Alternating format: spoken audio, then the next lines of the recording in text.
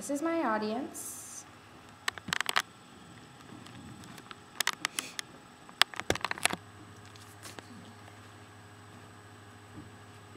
I'm Tasha Lechtenberg, and this is my informative speech about Chicago.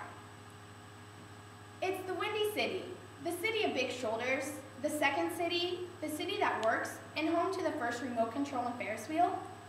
According to cityofchicago.org, copyright 2010, Chicago is the third largest city in the United States, with nearly 3 million people, and also home to more than 200 theaters and art galleries, 7,300 restaurants, and President Barack Obama. Chicago is one of the most diverse cities in the United States. To find out more information about this diverse city, first we'll board the plane about the history of Chicago. We'll then taxi the runway by looking at the city today. Finally, we'll take flight with a few of the tourist attractions. So buckle up, the captain is predicting some turbulence as we learn more about this windy city. Now that you've checked into your flight, it's time to board the plane and check out the history of Chicago.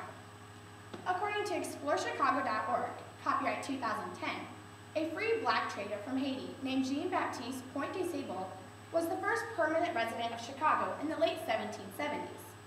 In 1795, a fort was put up by the United States government called Dearborn. It was later burnt by Native Americans during the War of 1812.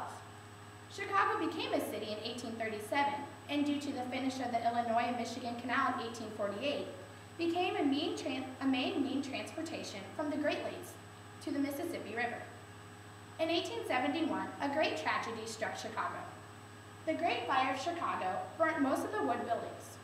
Ironically, the source of the fire was on the O'Leary property, the same site of the Chicago Fire Department Training Academy. While Chicago rebuilt quickly, within 50 years, it became a huge immigration destination. This flow of immigrants has transformed Chicago into the culturally diverse city it is today. Chicago's culture has developed its history, but without history, where would it be today? Mark Twain once said, "It is hopeless for the occasional visitor to try to keep up with Chicago. She outgrows his prophecies faster than he can make them." And with that being said, it is no wonder that Chicago contains a variety of industries. Chicago is considered the birthplace of the skyscraper. In fact, according to cityofchicago.org, copyright 2010, the first skyscraper, built in 1884, was a 10-story home insurance building. It was located at the corner of LaSalle and Adams Streets and was later demolished in 1931. Emporis.com, last accessed February 25, 2011, said Chicago is the transportation hub of North America and the most important urban city center in the United States. However, Chicago is also a leading fashion industry.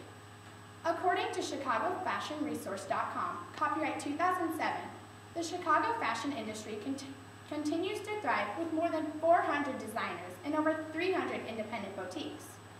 Not only is there a fashion school called Illinois Art and Design School, but there is also the Chicago Fashion Foundation, which focuses on helping students wanting to go to the Chicago area to the fashion area.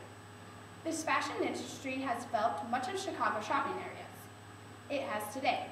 There are many major shopping areas one must hit up if in the Windy City. According to ChooseChicago.com, last accessed February 24, 2010, the Magnificent Mile is located along Michigan Avenue. This 8-block area has 460 stores, selling luxury items, beautiful bargains, and everything in between.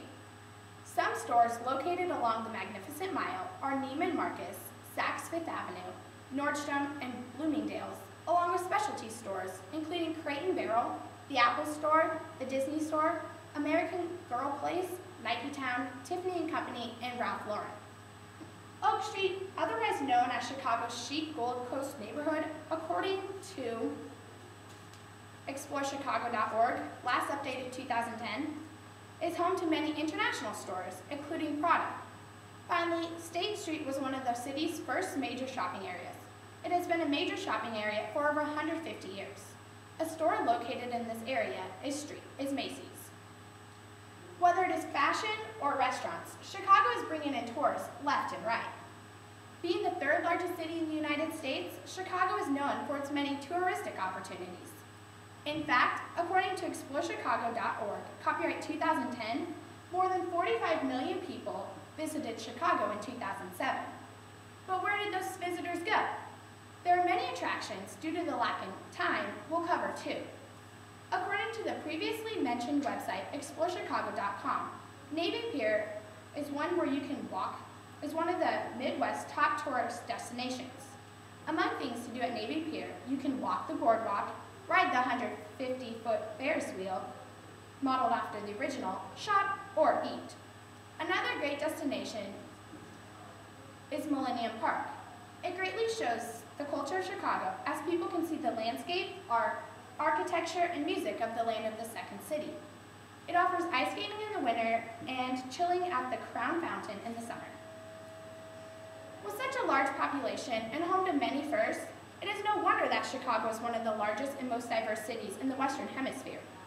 Now that you know more about the past, present, and future, past, present, and tourist attractions, hopefully one day you can make it part of your vacation too. So next time you get into your car, turn on the radio, turn on the TV while sitting from the couch, or ride a Ferris wheel at the carnival. You'll never forget the Windy City, Chicago, Illinois.